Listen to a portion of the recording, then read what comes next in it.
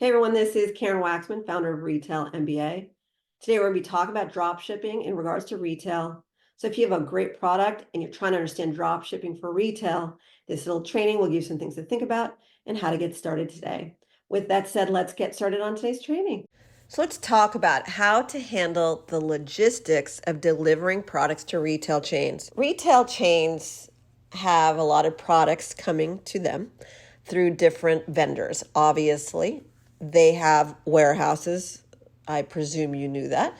And also they sell products online. So where do you deliver products if you're working with a retail chain? It depends on the deal. Some deals require you to ship it to their distribution center, a location somewhere in the United States. Some deals require you to ship it to a few different distribution centers. Some retailers have them throughout the country. Walmart has a lot of distribution centers because they have so many products. They're able to have centers of locations of products where people deliver stuff to in a certain region. Now, some retailers want you to drop ship products to them, which means that they set you up in a system, and then when someone buys your product, you literally ship that product to that customer and or your company that handles your logistics. How do you know what's going to happen to you? Some retailers might ask you to ship it to individual stores, and what happens to you is based on the deal. So you don't ever have a consistent thing going on. It depends on the chain store. Some really just work with distribution centers. Some of them are smaller chains, so they actually ask you to ship it in certain ways.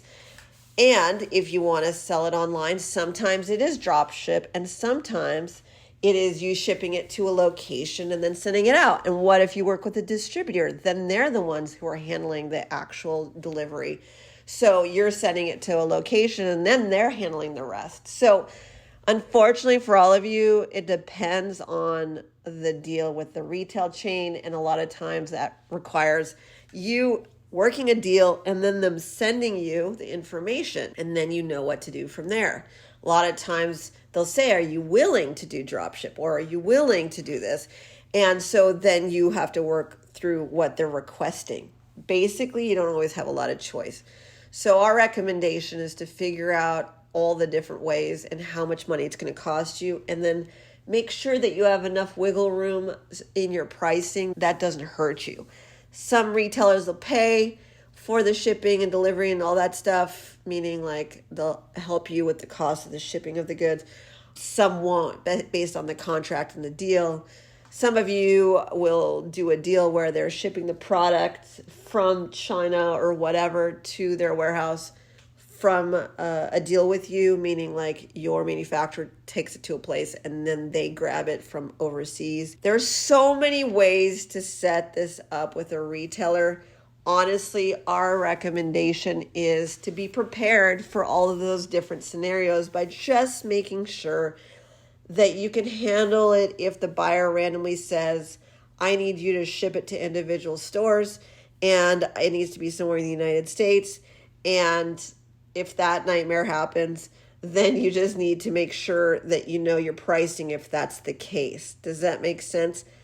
Obviously, if you work with a retail consultancy like us, we walk you through all the different scenarios so that you feel comfortable and you know which direction to go.